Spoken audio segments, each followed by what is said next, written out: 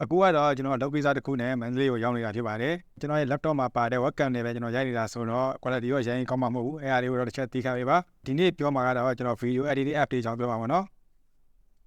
video editing app တွေဆိုတာတဲ့ဘယ် editing app ကဘယ်လိုတွေတင်တော်မလဲဆိုတာကိုကျွန်တော်အဓိကပြောပြချင်တယ်ဒီအကြောင်းအရာဘာလို့ဖြစ်လဲဆိုတော့ကျွန်တော်ရင်တစ်ဖက်တုန်းက comment တွေဖတ်ရင်းနဲ့ဒီ comment တွေတစ်ခုတွေ့ရပါဗျာအဲ့ဒီ comment မှာကကျွန်တော်ကိုမေးထားတာက video editing app တွေကအများကြီးရှိတယ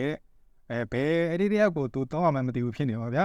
Capcut ပဲတောင်းရမလားပြီးတော့ VM ပဲတောင်းရမလားသူဘာနဲ့ edit လုပ်ရမှမသိဘူးဖြစ်နေတယ်ပေါ့ဗျာပြီးတော့သူကလည်းဘယ် video editing app ကအကောင်းဆုံးလဲဆိုပြီးလည်းမေးထားနေတယ်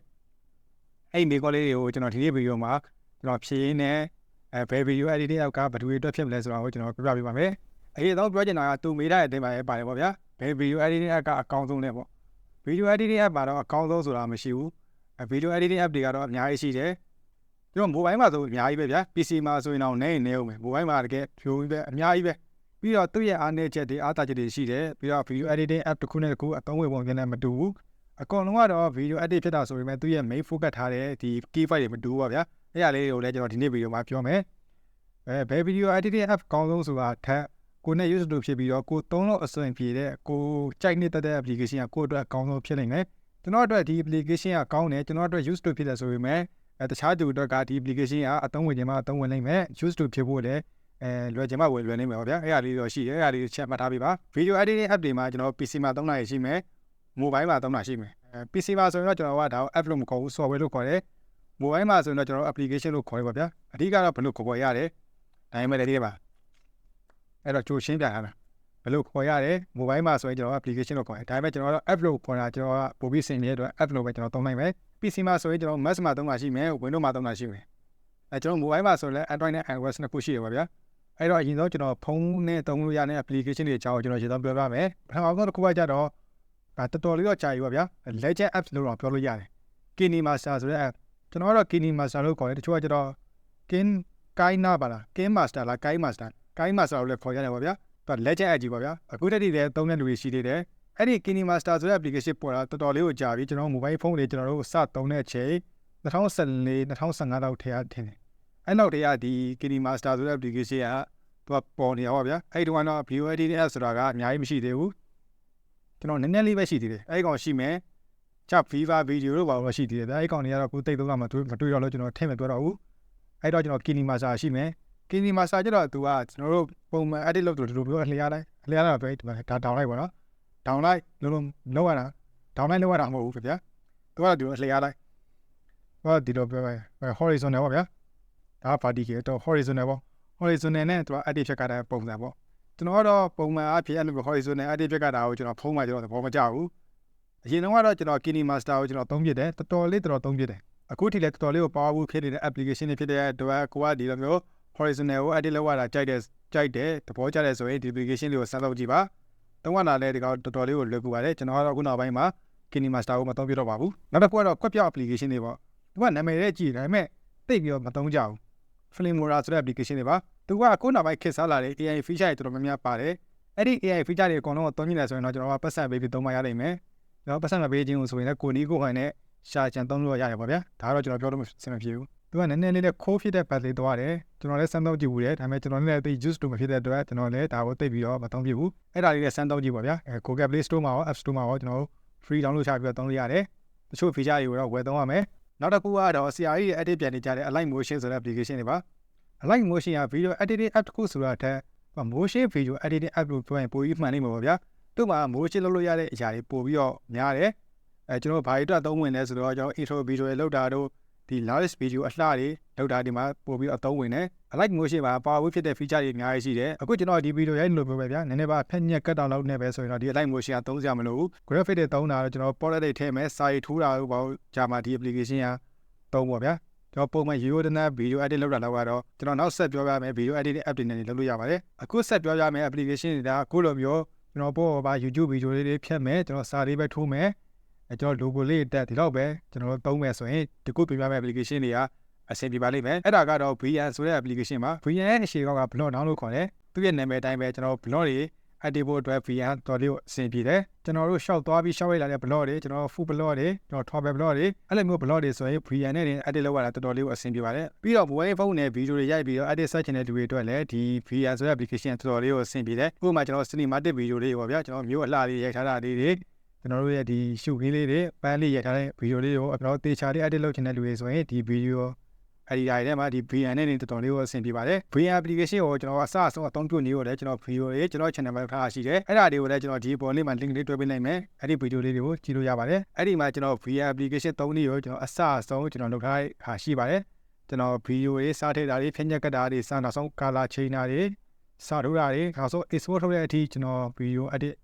လုပ်ပြထားပါတယ် tutorial ပေါ့ဗျာအဲ့ဒါကိုကျွန်တော် tutorial တင်ထားပါတယ်နောက်တစ်ခုကကျတော့ Capcut ကျတော့ကျွန်တော်ရဲ့ channel မှာ main tutorial တင်တဲ့ application ပေါ့ဗျာကျွန်တော်ရဲ့ channel မှာ Capcut နဲ့ပတ်သက်တဲ့ tutorial တွေအများကြီးရှိတယ် Capcut ကကျတော့ TikTok ကိုပိုင်တဲ့ company ဖြစ်တဲ့ Binder ကနေပဲထုတ်ထားတဲ့ video editing application တစ်ခုပဲဖြစ်ပါတယ်အဲ့ဒါကြောင့်သူက Capcut ကျတော့ကျွန်တော် TikTok video တွေ edit လုပ်တဲ့အခါမှာပို့ပြီးတော့အဆင်ပြေတယ် TikTok မှာ trend ဖြစ်နေတဲ့ effect တွေကျွန်တော် feature တွေတော်တော်များများက Capcut မှာပါပါတယ်အဲ့တော့ကိုက TikTok အတွက် video edit လုပ်တာဆိုရင် Capcut ကိုသုံးသင့်ပါတယ် Capcut မှာတစ်ခုအားနည်းချက်တစ်ခုကတော့ကျွန်တော်မြန်မာသားမှန်ပါဘူးမြန်မာသားမှန်ဘူးဆိုတာကျွန်တော်တို့ကUnicode သုံးလို့ကျွန်တော်ကမြန်မာသားမှန်တာပါကိုယ့်ရဲ့ဖုန်းကဒါ Soji ဖုန်းသုံးနေဆိုရင်မြန်မာသားမှန်ပါတယ်အဲ့ဒီအကြောင်းကိုလည်းကျွန်တော်ဗီဒီယိုပေါင်းများစွာမှာကျွန်တော် Capcut ကဘာလို့မြန်မာသားမှန်တာလဲဆိုတာကိုကျွန်တော်ရိုးရင်းနေကျွန်တော်ကိုယ်တော့ရိုးရင်းနေပြီပဲပြောရတာကျွန်တော်အများကြီးပြောခဲ့ပြီးဒါပေမဲ့လည်းအခုချိန်ဒီဗီဒီယိုတွေမကြည့်ဘဲနဲ့မေးရလူရှိသေးပါဗျာအဲ့ဒီတော့ကိုကျွန်တော်ပြပြတာပါကျွန်တော်ကိုယ်တိုင်လည်း Capcut ပါမြန်မာသားမထိုးပါဘူးကျွန်တော်ပြောင်းလိုက်ဖိုးပြောင်းတီပြောင်းလုပ်ရတာအဆင်မပြေဘူးပါဗျာကျွန်တော်ဆိုရင်ကျွန်တော် Capcut မှာ edit လုပ်တယ်just လို့ဖြစ်နေရဆိုရင်ကျွန်တော် Capcut မှာ edit လုပ်ပြီးကျွန်တော်စာထိုးဖို့လဲဆိုရင် VN မှာသွားပြီးစာရင်းနဲ့ပါထိုးပေါ့ကျွန်တော်ဆိုလဲအဲ့လိုပုံစံပဲလုပ်တယ်နောက်တစ်ခုကကြတော့မကြခင်ကထွက်ရှိလာတဲ့ YouTube Kxet ဆိုတဲ့ application ပါ YouTube Kxet ကတော့လောလောဆယ်မှာကျွန်တော် Android တော့ပဲရသေးတယ် Android တက်တော့မှသူက beta version မရသေးတယ်ပေါ့ဗျာစမ်းတက်တဲ့အစိတ်ပဲရှိသေးတယ်ကျွန်တော် iOS တော့ကမရသေးဘူး YouTube Kxet ကြတော့ YouTube ကနေထုတ်တာဖြစ်တဲ့အတွက် YouTube video တွေ edit လုပ်ဖို့အတွက်ပို့ပြီးတော့အဆင်ပြေတယ်ဘာလို့အဆင်ပြေလဲဆိုတော့ကျွန်တော်တို့ရဲ့ဒီအတန်တွေမှာ noise တွေပါတာတွေဖြောက်တာတွေသူကခိုင်းလို့ရတယ်